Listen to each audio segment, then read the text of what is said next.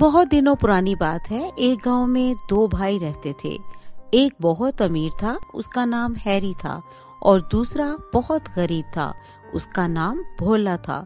उसके पास खाने पीने के लिए कुछ भी न था और पहनने के लिए ठीक से कपड़े भी नहीं थे। उसके परिवार वाले भूख से तड़पते थे। भोले ने सोचा क्यों ना भाई से मदद मांगी जाए। जब वो अपने भाई के पास गया तो उसने मदद करने से इनकार कर दिया। भोला बहुत दुखी हुआ। एक दिन भोला काम की तलाश में भटक रहा था कि रास्ते में उसे एक बूढ़ा आदमी दिखाई दिया। उसके पास 3 पेटियां थीं। उससे वो पेटियां नहीं उठाई जा रही थीं। भोला उसके पास गया और बोला, लगता है बहुत भारी हैं। क्या मैं आपकी कुछ मदद कर दूं? ठीक है बेटा, इसे उठा लो और मेरे घर तक चलो। जी बाबा जी। ऐसा कहते ही भोला आदमी के पीछे चल पड़ा और उस आदमी के घर तक पहुंचा। शुक्रिया बेटा, लेकिन मुझे बताओ तुम इतने परेशान क्यों हो? क्या हुआ? क्या कोई तकलीफ है? बाबा जी, मैं बहुत गरीब हूँ। एक वक्त का खाना भी नहीं मेरे पास और ना ही कोई काम मिल रहा है। 1 मिनट रुको बेटा, मैं अभी आता हूँ। वो आदमी घर जाता है और साथ में एक पेटी लाता है। ये लो बेटा, ये पेटी तुम रख लो। पर मैं इसको लेकर क्या करूँगा? ये ऐसी वैसी पेटी नहीं है, जादुई पेटी है। इसे खोलते ही तुम्हें जो चाहिए वो मिल जाएगा। जादुई पेटी? अरे वाह! लेकिन ये आप मुझे क्यों दे रहे हैं? बेटा, अब मुझे इसकी जरूरत नहीं, तुम्हारे काम आएगी, तुम ले लो। अच्छा बाबा जी। हाँ सुनो बेटा, काम होने के बाद इसे बंद करना ना भूलना, नहीं तो अनर्थ हो जाएगा। शुक्रिया बाबा जी, अब मैं चलता हूँ। भोला वो पेटी खुशी खुशी घर लेकर जाता है और अपनी पत्नी को कहता है, ये देखो मुझे क्या मिला है। ये कैसी पेटी ले आए हो? हमें खाना चाहिए। इस पेटी का हम क्या करेंगे? अरे भगवान, ये कोई मामूली पेटी नहीं है, जादुई पेटी है, जादुई पेटी।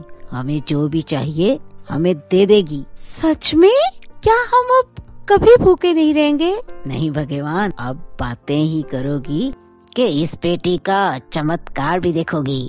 हाँ हाँ, क्यों नहीं। फिर भोला उस पेटी से कहता है, जादुई पेटी, हमें ढेर सारा खाना दो। पेटी खुलती है और उसमें से अलग अलग प्रकार का खाना बाहर आता है। भोला और उसकी पत्नी ने पेट भर के खाना खाया और पेटी को बंद कर दिया।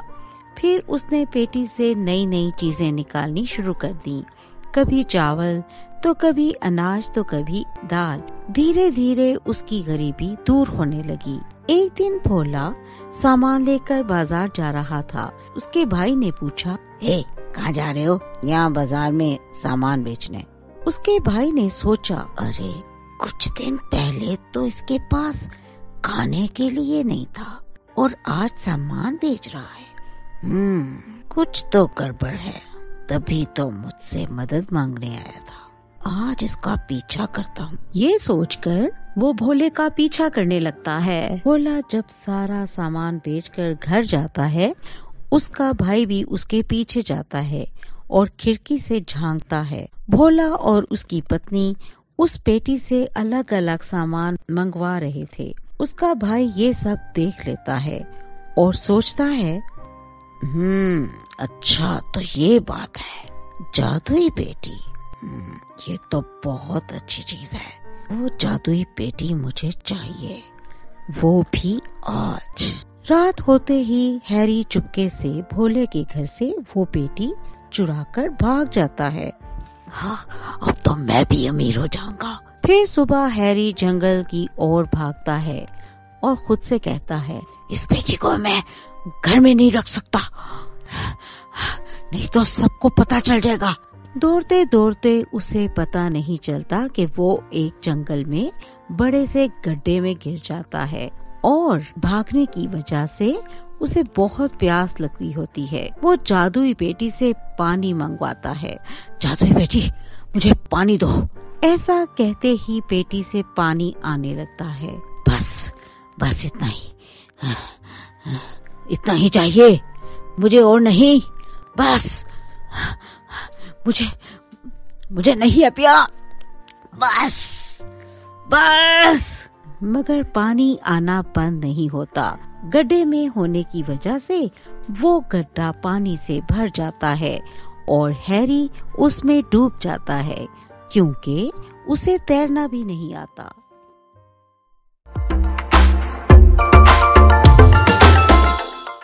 ढोलकपुर का बादशाह बहुत ही नेक और अक्लमंद था। वो अपनी राया की बहुत मदद किया करता था। उसकी एक ही बेटी थी जिसका नाम था पिंकी। पिंकी शहजादी के पास हर तरह का सुख और आराम था, मगर उसके बाद भी वो खुश नहीं रहती थी। वो हर लिहाज से सुंदर थी, मगर फिर भी वो औरों की सुंदरता से जलती थी। एक दिन पिंकी शहजादी ने अपनी माँ से कहा, माँ, ये मेरे बालों का रंग सुनहरा है, अगर ये काला होता तो और भी अच्छा होता, मैं सबसे ज्यादा सुंदर दिखती। बेटी, तुम अब भी सबसे ज्यादा सुंदर हो। नहीं, राजवर्मा की बेटी को देखा आपने? कल उसने कितना सुंदर फ्रॉक पहना हुआ था। हमें भी शॉपिंग पे जाना है। बेटी, आपके पास पहले ही इतने ज्यादा कपड़े हैं। आपका हर जोड़ा ही बहुत खूबसूरत होता है और आप पे जचता भी है। और कपड़ों की क्या जरूरत है? राजकुमारी गुस्सा हो जाती है और अपनी माँ से कहती है, माँ, हम कुछ नहीं जानते। हम इस राज्य के शहजादी हैं। हम चाहते हैं हमारे पास हर चीज नायाब हो। हम चाहते हैं हमारे पास ढेरों नौकरानियां हों। हम सिर्फ सोने और चांदी के बर्तन में खाना खाएं, बल्कि हमारा खाना भी सोने का होना चाहिए। ऐसा बोलकर वो नाराज होकर वहाँ से चली जाती है और महल के बाग में जाकर बैठ जाती है। वो सारा मंजर दो छोटी परियां तारा और सारा देख रही थी। तारा परी सारा परी को इशारा करती है और वो समझकर अपनी छड़ी घुमा देती है। देखते ही देखते शहजादी एक महल में पहुंच जाती है। अरे, ये मैं कहाँ आ गई हूँ? कोई है यहाँ? मैं कहाँ हूँ? फौरन से वहाँ एक नौकरानी आती है। शहजादी, ये आपका ही महल है, अब आप इसकी रानी हैं। ऐसा बोलते ही बहुत सी नौकरानियां अंदर आ जाती हैं और फिर कुछ शहजादी के बाल बनाने लगती हैं और कुछ शहजादी के जूते साफ करने लगती हैं। अरे हटिए, मेरे जूतों को मत छुएं, मेरे बालों को हाथ मत लगाओ, जाओ यहाँ से सब, हम अकेले रहना चाहते हैं, जाओ। शहजादी का हुक्म सुनकर वो सब नौकरानियां वहाँ से चली जाती हैं। शहजादी अलमारी के पास जाती है और उसे खोलती है, मगर अलमारी के खोलते ही नए कपड़ों का ढेर आकर शहजादी के ऊपर गिर जाता है। हाय, अरे कोई है, मेरी मदद करो। पिंकी शहजादी की आवाज सुनकर एक नौकरानी अपने साथ 4-5 और नौकरानियां लेकर आती है। फिर वो शहजादी के ऊपर से सब कपड़े उठाती हैं और पिंकी शहजादी गुस्से से कहती है, ये सब क्या है? शहजादी, ये आपके लिए ही हैं। ये सब कपड़े आप ही के हैं। मगर मैं इतने कपड़ों का क्या करूंगी? ये आपके लिए हैं, सारे नए फैशन के कपड़े हैं ताकि आपको कोई कमी ना हो। शहजादी उन पर गुस्से से चिल्लाने लगती है। वो वहाँ से चली जाती हैं। वो अपने कमरे को देखती रहती है जो बहुत बड़ा होता है। उसमें हर तरह की चीजें होती हैं जो आज तक पिंकी ने ख्वाहिश की थी। दोपहर में वो भूख महसूस करती है और बाहर जाती है। मुझे भूख लगी है, मेरे लिए खाना लगाया जाए। हुक्म मिलते ही खाना लगा दिया जाता है। इतना सारा खाना देखकर पिंकी हैरान रह जाती है, मगर जब वो अंदर देखती है तो खुशी के मारे उसे यकीन नहीं आता। अरे वाह, ये तो सोने का सालन है और ये मटर, अरे वाह, ये हीरों से पके हुए हैं। लेकिन जैसे ही वो खाने लगती है उससे खाया नहीं जाता क्योंकि वो बहुत ही सख्त होते हैं। वो गुस्से से कहती है, ये सब क्या है? क्या यहाँ कुछ खाने को भी है? ये सब मैं कैसे खाऊं? वो वापस अपने कमरे में आ जाती है। उसका भूख से बुरा हाल हो रहा होता है तो वो जोर जोर से रोने लगती है। मुझे यहाँ नहीं रहना, मुझे मेरी माँ के पास जाना है। मैं इतनी सारी चीजों का क्या करूं?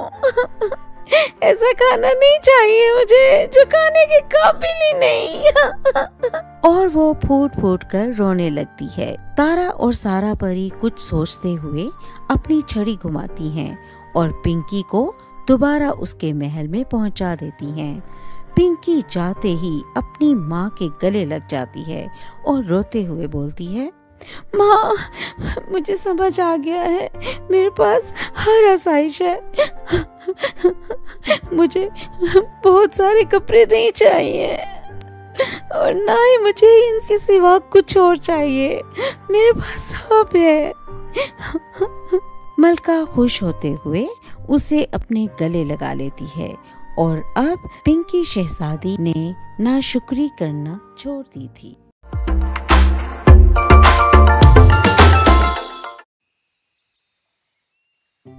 दोस्तों, आज मैं आपको जो कहानी सुनाने जा रही हूँ उसका नाम है परी के 2 जादुई सैंडल का जादू। दिशा की कहानी जिसके माता पिता नहीं थे और उसको मिला जादुई सैंडल। परी के जादुई 2 सैंडल का जादू। रामपुर नाम के एक गांव में दिशा नाम की लड़की अपने चाचा चाची उमा और अशोक के साथ रहती थी। दिशा के माता पिता की मौत बचपन में एक कार एक्सीडेंट में हो गई थी। तब से वो अपने चाचा चाची के साथ ही रहती थी। उमा की अपनी भी एक बेटी थी जिसका नाम रूपा था। रूपा बहुत ही सुंदर थी। वहीं दिशा रंग में सांवली और बोनी थी। रूपा के पिता दिशा को ज्यादा प्यार करते थे, इसलिए रूपा दिशा से चिढ़ती थी और उसे जरा भी पसंद नहीं करती थी। एक दिन, ए काली कलूटी, तूने मेरे सोने की बालियां देखी क्या? मैंने बेड पर रखी थी। नहीं चाची, मैं तो सुबह से आपके कमरे में भी नहीं गई, मुझे नहीं पता। बेटी रूपा, तूने मेरी बालियां देखी क्या? नहीं, मैंने तो नहीं देखी। आसमान खा गया या धरती निगल गई? उमा एक एक करके सभी कमरों को तलाश करने लगती है। तभी रूपा चुपके से दिशा के कमरे में घुस जाती है और वो सोने की बालियां उसके कमरे में रख देती है। उमा जब दिशा के कमरे की तलाशी करती है तो उसको वो बालियां वहाँ मिल जाती हैं और उसके बाद वो दिशा को खूब मारती है। चोरनी, एक तो चोरी करती है, ऊपर से झूठ बोलती है। रुक, आज मैं तेरी हड्डी पसली एक करती हूँ। चाची, भगवान की कसम खाकर कहती हूँ, मैंने कोई चोरी नहीं की। झूठ बोलती है। उमा उसे मार मार कर अधमरा कर देती है। ऐसे ही कुछ दिन बीत जाते हैं। सुबह के 10 बजे आज लड़के वाले दिशा को देखने आते हैं। दिशा रूपा से बड़ी थी, इसलिए उसके चाचा उसकी शादी अपनी बेटी से पहले कर रहे थे, जबकि उमा चाहती थी कि लड़के वाले रूपा को पसंद करे। इसलिए वो रूपा को कहती है, बेटी तू ये कपड़े पहन ले, इन्हें पहनकर तू बहुत सुंदर लगेगी। और हाँ, दिशा से पहले तू आना ताकि लड़के वाले तुझे पसंद करे, उस काली कलूटी को नहीं। माँ, आप भी खामखा चिंता करती हो, उस काली कलूटी को कौन पसंद करेगा? तभी लड़के की फैमिली आ जाती है। उमा, जरा दिशा को तो बुला देना। दिशा, बेटी दिशा, बाहर तो आना। दिशा बाहर निकल कर आती है। उसके पीछे पीछे रूपा भी आ जाती है। लड़के वालों की नजर दिशा से हटकर रूपा पर चली जाती है। तभी लड़का कहता है, पापा मुझे वो गोरी वाली लड़की पसंद है। लेकिन बेटे, हम अभी रूपा की शादी नहीं कर रहे, तुम्हें हमने दिशा के रिश्ते के लिए बुलाया है। कौन, वो वाली बोनी लड़की? नहीं नहीं, मैं नहीं करूँगा उससे शादी। वो तो काले तवे जैसी है। अपने दोस्तों के सामने हंसी का कारण नहीं बनना चाहता मैं। अगर आपको किसी से शादी करवानी है तो आप अपनी गोरी बेटी से करवाइए। ये सुन दिशा रोने लगती है और रोते रोते वहाँ से जंगल की तरफ भाग जाती है। अशोक उस रिश्ते के लिए हाँ कह देता है और विपिन और रूपा की वहीं सगाई कर दी जाती है। मैं क्या इतनी बदसूरत हूँ कि कोई मुझसे शादी नहीं करना चाहता? मैं ऐसी हूँ, इसमें मेरी क्या गलती है? माँ, आज तुम्हारी मुझे बहुत याद आ रही है। दिशा रोए जा रही थी कि तभी दिशा के हाथ पर एक तितली आकर बैठ जाती है और दिशा जब उसे छूने की कोशिश करती है तो वो तितली एक परी में बदल जाती है। चुप हो जाओ दिशा, मैंने तुम्हारी सारी बातें सुन ली हैं। मैं अब तुम्हें इस पीड़ा से निकलने में मदद करूंगी। वो छड़ी हिलाती है, 2 सैंडल आकर गिर जाते हैं। ये लो जादुई सैंडल। ये कोई ऐसे वैसे सैंडल नहीं है दिशा, ये जादुई हैं। इनको पहनने से तुम अपनी कोई भी इच्छा पूरी करवा सकती हो, पर हाँ, ये सिर्फ तुम्हारी 2 इच्छा पूरी करेंगे। ऐसा कहकर वो परी वहाँ से चली जाती है। दिशा सैंडल्स को पाकर बहुत खुश हो जाती है और वो उन्हें पहन लेती है। हे जादुई सैंडल, मुझे तुम गोरी कर दो और साथ में मेरी हाइट भी बढ़ा दो। देखते ही देखते दिशा एक सुंदर लंबी लड़की में बदल जाती है और वो भागते हुए घर जाती है। चाचा जी, मुझे देखो कैसी लग रही हूँ मैं। अरे दिशा बेटी, तू तो बहुत सुंदर लग रही है। ये चमत्कार कैसे हुआ? ये इन जादुई सैंडल की वजह से हुआ। इन्होंने ही मुझे खूबसूरत बना दिया है। उसे इतना खूबसूरत देख उसकी चाची और रूपा मुंह बनाने लगते हैं। अगले दिन दिशा के लिए गांव के सबसे अमीर जमींदार का रिश्ता आता है, जिसे देख उसकी चाची और बहन जल भुन जाती हैं और अब वो कुछ नहीं कर सकती थी। कुछ ही दिनों में रूपा की विपिन से और दिशा की करण से शादी हो जाती है और दिशा एक जमींदारनी बन जाती है। इस दिशा को तो इतना अमीर आदमी मिल गया और मेरी बेटी को बस एक क्लर्क। दिशा अब अपनी जिंदगी में बहुत खुश थी। वहीं रूपा दिशा की खुशनुमा जिंदगी को देखकर जलती भुनती रहती थी। दोस्तों, तो कैसी लगी आपको हमारी ये कहानी? कमेंट करके जरूर बताइएगा और हमारे चैनल किड्स उर्दू टीवी को सब्सक्राइब करना और बेल आइकन को प्रेस करना बिल्कुल मत भूलिएगा।